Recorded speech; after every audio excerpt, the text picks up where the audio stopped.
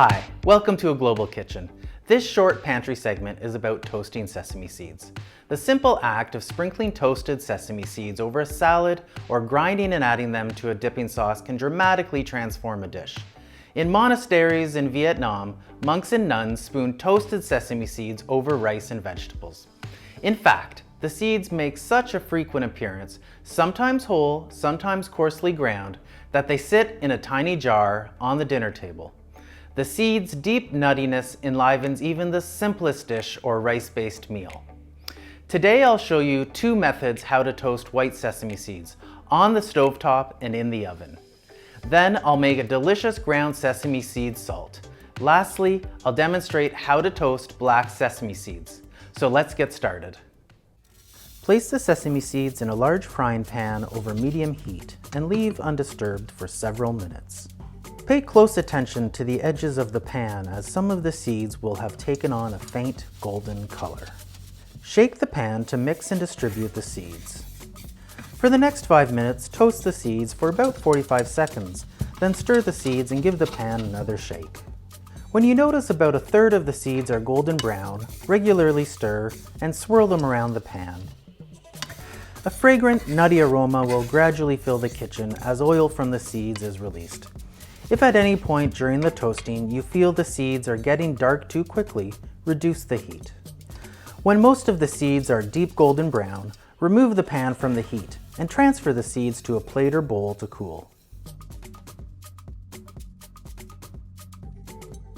Pour the seeds onto a baking sheet and shake it to evenly distribute the seeds. Place the baking sheet on the middle rack of an oven heated at 375 Fahrenheit or 190 Celsius. Toast the seeds for 8 to 10 minutes. Remove from the oven and stir the seeds, especially around the edges of the baking sheet where they tend to toast and color first. Return to the oven and toast for another 5 minutes. Then give them another good stir and toast for about 5 more minutes. At this point, you'll notice the toasty smell coming from the oven and the seeds should be nicely golden. Toast them longer if needed, or transfer them to a large plate to cool and to continue toasting from the residual heat.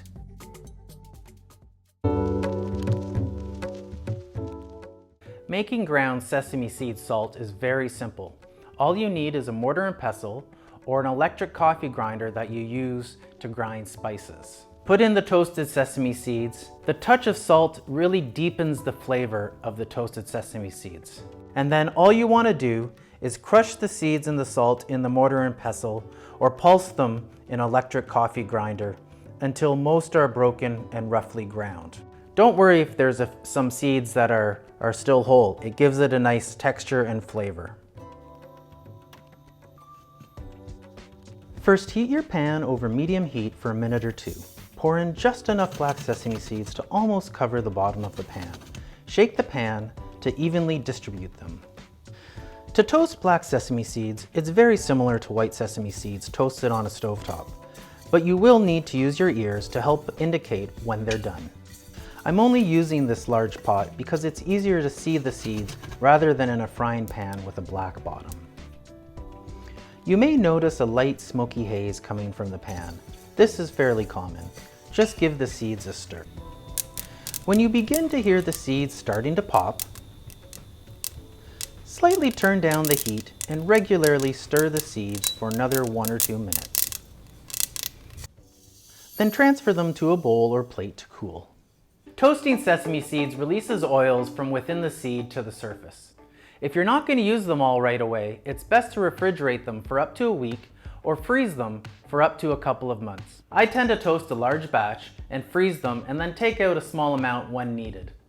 I hope you found this video useful, and don't forget to check out the other videos on Basic Pantry Recipes. Give it a thumbs up, share it with others, and I'd love it if you'd subscribe to A Global Kitchen. Bye and happy cooking.